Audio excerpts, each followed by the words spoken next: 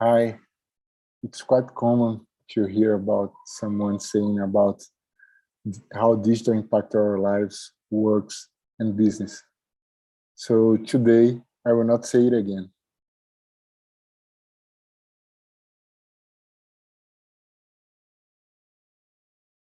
I want to propose a different talk, a specific point of view, a view of one designer who worked last 15 years across different areas, from advertising to digital products, work helping clients from different industries around the world, from biotech and blockchain, to help them to launch, grow, and develop their products. I'm Diogo Carvalho, designer and product strategist at Contra Creativos. I was invited by The Bridge to talk about digital transformation in different industries. So thank you, The Bridge, for the invitation. It will be a pleasure to talk about this theme with everybody in the Bridge Summit. In my career, I saw a lot of changes influenced by the evolution of digital. My profession, for example, has changed. Now, designers are essential in a market owned by code. There are new rules. There are new roles as UX designer, UI designer, UX researcher, interaction designer, and digital product designers. We are more and more specialized in a time part of the process, focusing on conversion rates. Now, clients are all global. There's no borders anymore, and all companies are looking to scale up their products by digital. And this desire pushed the digital companies to work like an industrial production. Now, we have tons of apps for delivery, or mobility, or social media, or banks and fintechs. And do you feel that they look like same?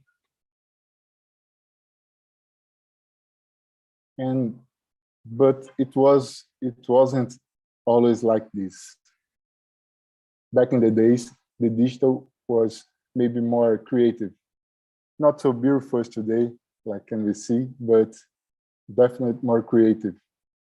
The lack of patterns gave more freedom for undeveloped websites, but patterns are good. The problem is when it used just to replicate and ship things faster. And I know that was other days. The most part of internet was only to consume content and made for a few people that had technical knowledge. And this is the first pillar of that, for me, are fundamental to understand the digital transformation, the technology. We need to know about the established technology at the moment. We need to, what can we do with it to explore the possibilities? We need to be updated about the new technologies that sometimes are still research, and try to see their potential. For example, as I mentioned before, it was the beginning of the internet. Now we are living in a second moment of it, called Web 2. The principal difference between them is that the first one, we can call Web 1 just to make things easier, was owned by few people that had resources to develop their websites, because it was so complicated that it was only available for big corps, and we were just viewers consuming that content. But things started to change when technology made it possible for us, the viewers, to interact with that content. And yeah, now we can play the game. The first step was the comment fields, the websites. We can share our thoughts and everybody will see. We felt empowered. After this came the blogs, and now I have my own space in the internet, and I'm still a consumer, but I'm a creator too now. And this is the second pillar for the digital transformation, the culture. We need to understand the context, the value that people carry with them, what they like, what they are saying, what they want to achieve. We need to understand what moves people forward. In the Web2 era, we saw the do-it-yourself culture reborn, and everybody wanted to create a new thing that would solve one problem. And if it could be an app, oh, perfect. We named them startups. Some years ago, we helped at Contra one scientist to create one startup. He saw the investments in biotech researching getting lower day by day, and he had an idea: call people that care about science to help scientists to make science. So we created the Dodo Funding, a crowdfunding for science project. But it was not only a crowdfunding, it was a movement, the citizen science. Now, if you love science, you can be part of it, even if you are not a scientist. Yeah, Web2 is really great. You know, we can say that it has a second season when the smartphones came. With them, we are 24 hours connected with the world in the hollow of our hands. Now, there's no more offline. Digital is mixed in our lives, and now designers need to project a full experience that sometimes starts in a digital and ends in a physical product with a service between them. And in the second season, everybody is running to have more likes and views. Do you know that children in Portugal are speaking Portuguese with a Brazilian accent because they watch Brazilian YouTubers? The culture is shaping digital, or maybe the opposite, right?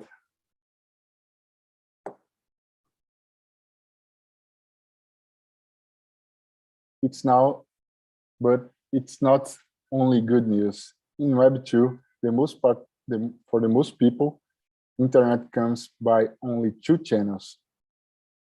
They chat on WhatsApp, share their lives on Instagram, search about everything on Google, and be entertained on YouTube. They are so big that for me, they are not only companies, they are institutions. The third and the last pillar to understand digital transformation. They create their space, call us to get into, and make us feel comfortable with their rules that start to shape our lives. Can you see how impactful it is? In 2008, Satoshi Nakamoto created the Bitcoin. For me, it's a perfect combination about the three pillars that I said about digital transformation. It is the revolutionary technology of Bitcoin, of blockchain, sorry, the culture of freedom and no regulation by banks and countries. This is a culture that came from cypherpunks. and the confidence in this new institution ruled by code and nodes around the world. That's why for me, the next digital transformation will be highly influenced by blockchain, Bitcoin, and Web3. Yeah, we are getting into the third moment of internet, a moment with internet models more decentralized and community governed. So you are thinking now, okay, Diogo, we understood your point about these three pillars for the digital transformation, but what's next? What we can use? How can we use this information to be prepared for the transformation? These three pillars are like one framework that gives you a direction. But after that, you have to provide the structure for this digital transformation by adding the user experience and the digital operation. Sorry. Great. Let me take an example about this. This number is the market cap of Bitcoin. Like I said, for me, Bitcoin is a really good example about digital transformation. If you compare the market cap of Bitcoin with the economy of the countries, it will be into the list of the 10 richest countries. And with more than 1 million of address available, the Bitcoin is still not used by a lot of people because it's quite difficult. It's only for tax saves and have not usability for everyday people. So I think that it is changing. The first time that I had contact with crypto was in 2016, when we at Contra worked with Cardano, one of the biggest crypto projects and blockchains in the world. We helped them to communicate about Emurgo, their venture in the Cardano organization. And since then, I started to use Bitcoin, and I'm seeing how Bitcoin is evolving. The community, the organization, and the companies are working to improve the user experience, designing apps, and more intuitive interface.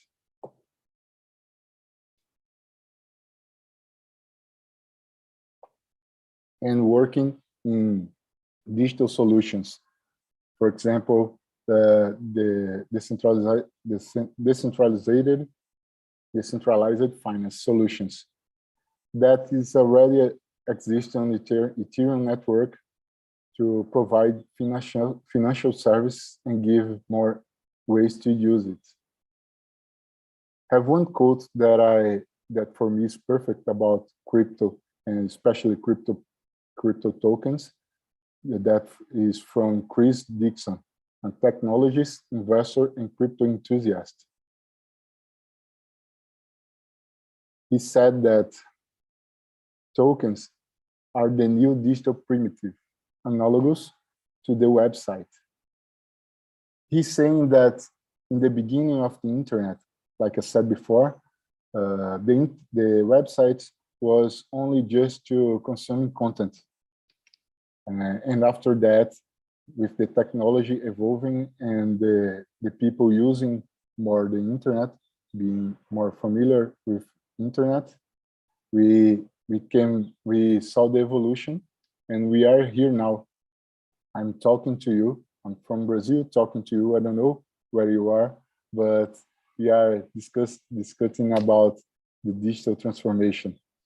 So for who is a crypto enthusiast, the the crypto have the same situation now.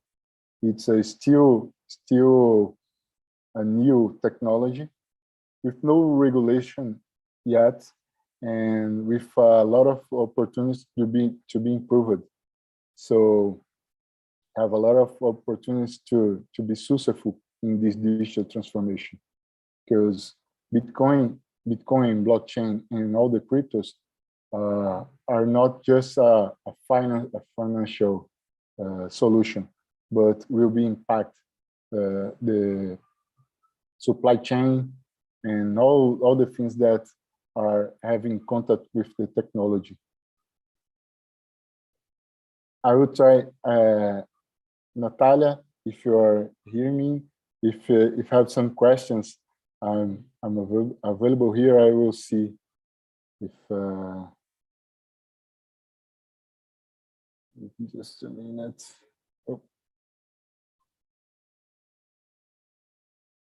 Oh. Oi, Diogo, tô aqui sim. A gente não tem perguntas por agora, mas se quiser continuar. Great. Só travou aqui o agora. Here. Ok, sorry. Yes. Sorry, people. Great. I will just show two things last before about this framework of the digital transformation. One thing that I want to say that this is one thing that I really use in my day and my company.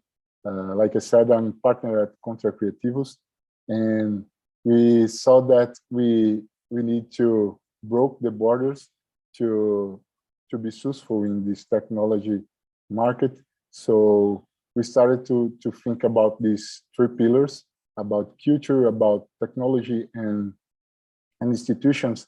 And after that, we understood that our clients wants the best, wants to work with the best professionals, and they don't care about where they are.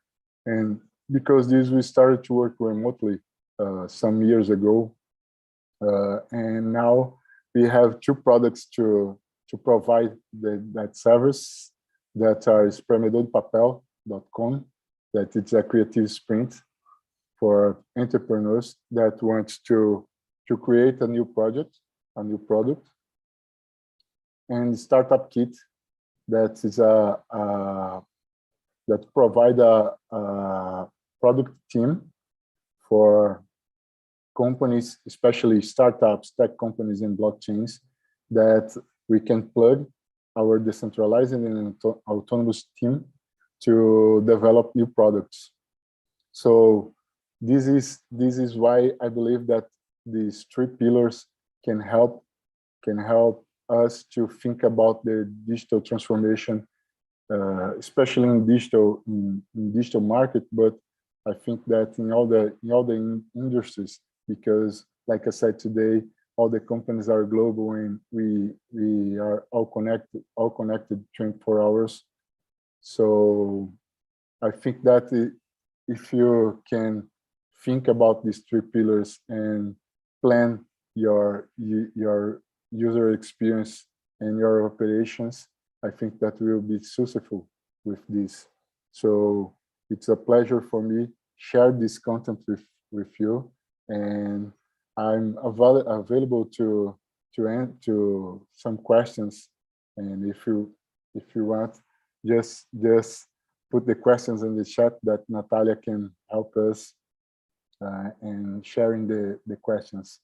So I want to say that I want to say thank you for the bridge, about to be invited for the Bridge Summit. It's a pleasure for me, and say for people that is watching that the Bridge have a lot of positions available for, if you want to be part of the digital transformation and work with in the best companies. The Bridge have a lot of positions available, so get in contact with the Bridge, that they will help you to be part of this transformation. So thank you. Natalia, if you have something to say, if you have some questions, just say. Hi, Diogo. Actually, we do not have questions here. Like what they asked, you already answered it. So thank you so much. It was our pleasure to have you here. Was amazing presentation, and I just include here your LinkedIn, and they can add you. And this lecture will be in the YouTube as soon as possible. So we'll be available there. But thank you very much for your time and for the presentation, Diogo. Great. I want to say thank you for you and for the bridge, and say for who is watching and who will watching on YouTube that if you want to get in contact, just use LinkedIn and some messages that I'm available to talk about digital transformation, about design, about business. It's always a pleasure for me. Thank you.